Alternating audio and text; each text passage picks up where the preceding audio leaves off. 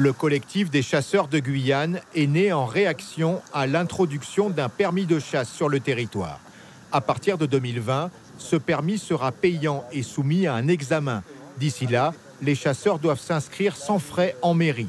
Le collectif défend un dispositif gratuit et géré par les chasseurs guyanais. Cette carte de chasse serait bien simple, ce serait délivrée par les associations, suite à des formations faites par les associations, par les Guyanais, et non pas un permis qui mettrait en place un examen, qui mettrait en place la modification du code de l'environnement et qui mettrait plein d'examens ou un système monétaire qui rentrerait en compte, quoi. Le collectif regroupe 4 associations. Il a rencontré des chasseurs dans plusieurs communes. Sa pétition a été signée par 600 personnes.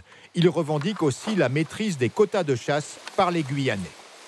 Toute décision du quota, maintenant, devrait passer par le collectif. Nous, autant que chasseurs, on ne devient plus spectateur, on devient acteur. Donc, c'est important. On essaye justement d'avoir les yeux sur cette faune qu'on respecte. Donc, on a le droit de décider quand même. Des chasseurs s'organisent en créant des associations. C'est le cas dans la commune d'Irakubo.